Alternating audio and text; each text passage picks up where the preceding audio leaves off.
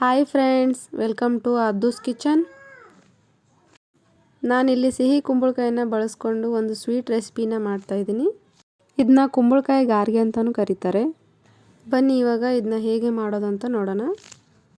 ನಾನಿಲ್ಲಿ ಒಂದು medium size ಕುಂಬಳಕಾಯಿನ ತೊಗೊಂಡಿದ್ದೀನಿ. ಇವಾಗ ಇದನ್ನ ಸಣ್ಣದಾಗಿ ಕಟ್ ಮಾಡ್ಕೊಳ್ಳೋಣ. ನಮ್ಮ ಚಾನಲ್ನ ಹೊಸದಾಗಿ ಯಾರೆಲ್ಲ ನೋಡ್ತಾ ಇದ್ದೀರಾ ಪ್ಲೀಸ್ ಸಬ್ಸ್ಕ್ರೈಬ್ ಮಾಡ್ಕೊಳ್ಳಿ. ನೋಡಿ ಇವಾಗೆಲ್ಲ ಕಟ್ ಮಾಡಿದ್ದಾಗಿದೆ. ಒಳಗಡೆ ಇರೋ ಬೀಜನ ಮತ್ತು ಇದು ನಾರು ಥರ ಇರುತ್ತಲ್ಲ ಇದನ್ನೆಲ್ಲ ಕ್ಲೀನ್ ಮಾಡ್ಕೋಬೇಕಾಗುತ್ತೆ. ಮತ್ತು ಹಾಗೆ ಹಿಂದೆ ಇರೋ ಸಿಪ್ಪೆನೂ ಕೂಡ ತೆಗಿಬೇಕು.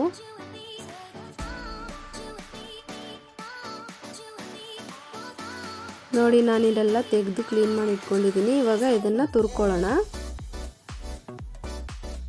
ಈಗ ತುರ್ಕೊಂಡಿದ್ದಾಗಿದೆ. ಸ್ಟವ್ ಹಚ್ಕೊಂಡು ಒಂದು ಬಾಣಲಿನ ಇಟ್ಕೊಳ್ಳಿ. ಅದಕ್ಕೆ 2 ಸ್ಪೂನ್ ತುಪ್ಪನ ಹಾಕೊಳ್ಳೋಣ. ತುಪ್ಪ ಬಿಸಿ ಆದಮೇಲೆ ತುರಿದಿಟ್ಕೊಂಡಿರೋ ಕುಂಬಳಕಾಯಿನ ಹಾಕ್ಬಿಟ್ಟು ಫ್ರೈ ಮಾಡ್ಕೋಬೇಕು. ತುಪ್ಪ ಹಾಕೋದ್ರಿಂದ ಟೇಸ್ಟು ಕೂಡ ತುಂಬ ಚೆನ್ನಾಗಿರುತ್ತೆ. ಇದು ಹಸಿ ವಾಸನೆ ಎಲ್ಲ ಹೋಗಿ ನೀಟಾಗಿ ಕಲರ್ ಚೇಂಜ್ ಆಗುತ್ತೆ, ಅಲ್ಲಿವರೆಗೂ ಹುರ್ಕೊಳ್ಳಿ. ನೋಡಿ ಇವಾಗ ಕಲರ್ ಚೇಂಜ್ ಆಗಿದೆ. ಇದಕ್ಕೆ ಇವಾಗ ಬೆಲ್ಲ ಹಾಕೋತಾ ಇದ್ದೀನಿ.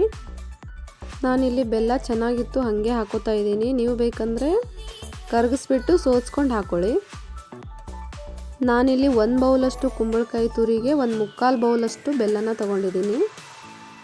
ಬೆಲ್ಲ ಎಲ್ಲ ನೀಟಾಗಿ ಮೆಲ್ಟಾಗಿ ನೀರು ಬಿಟ್ಕೊಳ್ಳುತ್ತೆ. ತಿರ್ಗಾ ಮತ್ತೆ ಚೆನ್ನಾಗಿ ಗಟ್ಟಿಯಾಗೋವರೆಗೂ ಚೆನ್ನಾಗಿ ಕುದಿಸ್ಬೇಕಾಗುತ್ತೆ.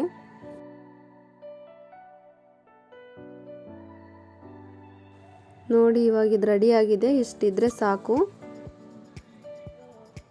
ಇವಾಗ ಸ್ಟವ್ ಆಫ್ ಮಾಡ್ಕೊಳ್ಳೋಣ. ಇದಕ್ಕೆ ಸ್ವಲ್ಪ ಏಲಕ್ಕಿ ಪೌಡರ್ನ ಹಾಕಿ ಚೆನ್ನಾಗಿ ಮಿಕ್ಸ್ ಮಾಡಿ. ಇದು ಕಂಪ್ಲೀಟಾಗಿ ತಣ್ಣಗಾದ್ಮೇಲೆ ಸ್ವಲ್ಪನೇ ಗೋಧಿ ಹಿಟ್ಟನ್ನ ಹಾಕಿ ಮಿಕ್ಸ್ ಮಾಡ್ಕೊಳ್ಳಿ. ತಣ್ಣಗಾದ್ಮೇಲೆ ಹಾಕಬೇಕು, ಬಿಸಿ ಇದ್ದಾಗ ಹಾಕ್ಕೊಂಡ್ರೆ ಗಂಟಾಗುತ್ತೆ. ಒಂದೇ ಸಲಕ್ಕೆ ಜಾಸ್ತಿ ಹಾಕ್ಬಿಟ್ಟು ಕಲಿಸ್ಕೋಬೇಡಿ, ಸ್ವಲ್ಪನೇ ಹಾಕ್ಬಿಟ್ಟು ಕಲಸಿ. ಸ್ವಲ್ಪ ಹೊತ್ತು ಆದಮೇಲೆ ಇದನ್ನ ಚೆನ್ನಾಗಿ ಕೈಯಲ್ಲಿ ಕಲಿಸ್ಕೊಳ್ಳಿ, ಚೆನ್ನಾಗಿ ಬರುತ್ತೆ. ತುಂಬ ಗಟ್ಟಿಗೆ ಕಲಿಸ್ಬೇಡಿ, ಸ್ವಲ್ಪ ಮೆತ್ತಗೆ ಇರಲಿ. ನಾನಿಲ್ಲಿ ಹೊಸ್ದಾಗಿ ಮಾಡೋರ್ಗೂ ಕೂಡ ಈಸಿ ಆಗಲಿ ಅಂದ್ಬಿಟ್ಟು ಒಂದು ಈಸಿ ಮೆಥಡಲ್ಲಿ ಮಾಡ್ತಾಯಿದ್ದೀನಿ. ಕೆಲವೊಬ್ಬರು ಕೈಯಲ್ಲೇ ತಟ್ಬಿಟ್ಟು ಮಾಡ್ತಾರೆ. ನಾನಿಲ್ಲಿ ಚಪಾತಿ ಥರ ಲಟ್ಟಿಸ್ಬಿಟ್ಟು ಮಾಡಿ ತೋರಿಸ್ತೀನಿ. ಅಷ್ಟರಲ್ಲೇ ನಾವು ಎಣ್ಣೆ ಕಾಯಕ್ಕೆ ಇಟ್ಕೊಳ್ಳೋಣ.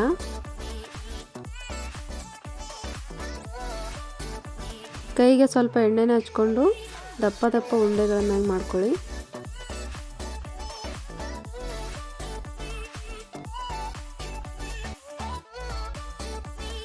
ನೋಡಿ ಇಷ್ಟು ದಪ್ಪ ಮಾಡ್ಕೊಂಡಿದ್ದೀನಿ.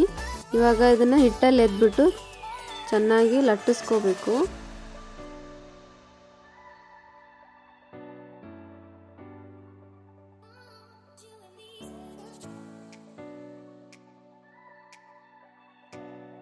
ತುಂಬ ತೆಳ್ಳಗೆ ಲಟ್ಟಿಸ್ಕೋಬೇಡಿ, ಸ್ವಲ್ಪ ದಪ್ಪನೇ ಇರಲಿ.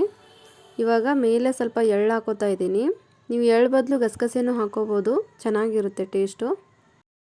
ನೋಡೋದಕ್ಕೂ ಕೂಡ ಕಲರ್ಫುಲ್ ಆಗಿರುತ್ತೆ. ನೋಡಿ ಇಲ್ಲಿ ಗ್ಲಾಸು ಅಥವಾ ಡಬ್ಬದ ಮುಚ್ಚಳನೋ ತೊಗೊಂಡ್ಬಿಟ್ಟು ಈ ಥರ ರೌಂಡ್ ಆಗಿ ಕಟ್ ಮಾಡ್ಕೊಳ್ಳಿ.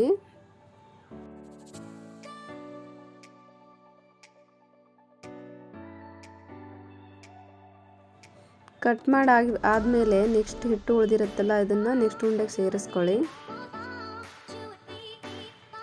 ಇವಾಗ ಇದನ್ನ ಒಂದೊಂದಾಗಿ ಎಣ್ಣೆಗೆ ಹಾಕ್ಬಿಟ್ಟು ಫ್ರೈ ಮಾಡ್ಕೋಬೇಕು.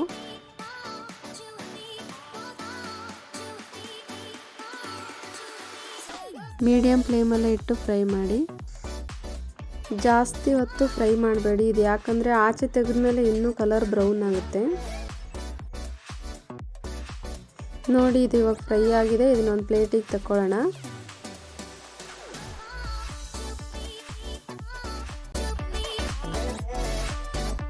ನಾನಿಲ್ಲಿ 2ನೇ ರೌಂಡು ಲಟ್ಟಿಸ್ಕೊತಾ ಇದ್ದೀನಿ. ನಾನಿಲ್ಲಿ ಎಳ್ಳು ಮುಂಚೆನೇ ಹಚ್ಬಿಟ್ಟು ಲಟ್ಟಿಸಿದ್ದೀನಿ, ಯಾಕಂದರೆ ಅದರಲ್ಲಿ ಎಳ್ಳು ಆಮೇಲೆ ಹಾಕಿದ್ವಲ್ಲ ಅದು ಸ್ವಲ್ಪ ಎಣ್ಣೆಯಲ್ಲಿ ಬಿಟ್ಕೊಂಡಿತ್ತು. ಅದಕ್ಕೋಸ್ಕರ ನಾನು ಮುಂಚೆನೇ ಹಾಕಿ ಲಟ್ಟಿಸ್ತಾ ಇದ್ದೀನಿ. ನೀವು ಮುಂಚೆನೇ ಹಾಕ್ಬಿಟ್ಟು ಲಟ್ಟಿಸ್ಕೊಳ್ಳಿ, ಆವಾಗ ಎಣ್ಣೆಯಲ್ಲಿ ಬಿಟ್ಕೊಳ್ಳಲ್ಲ. ತುಂಬ ಚೆನ್ನಾಗಿರುತ್ತೆ ಫ್ರೆಂಡ್ಸ್, ನೀವು ಒಂದ್ಸಲ ಟ್ರೈ ಮಾಡಿ ನೋಡಿ. ಇದು ಸ್ವಲ್ಪ ಕಜ್ಜಾಯ ಥರನೇ ಟೇಸ್ಟ್ ಕೊಡುತ್ತೆ. ಉತ್ತರ ಕರ್ನಾಟಕ ಸೈಡು ಸ್ಪೆಷಲ್ ರೆಸಿಪಿ ಅಂತಲೇ ಹೇಳ್ಬೋದು ಇದನ್ನ. ಇದನ್ನ ಕುಂಬಳಕಾಯಿ ಗಾರ್ಗೆ ಅಂತ ಕರೀತಾರೆ. ನೋಡಿ ಇದು ಕೂಡ ಲಟ್ಸ ಆಯಿತು. ಇದನ್ನು ಮತ್ತೆ ಎರಡನೇ ರೌಂಡ್ ನಾನಿಲ್ಲಿ ಎಣ್ಣೆಗೆ ಹಾಕಿ ಕರಿತಾ ಇದ್ದೀನಿ.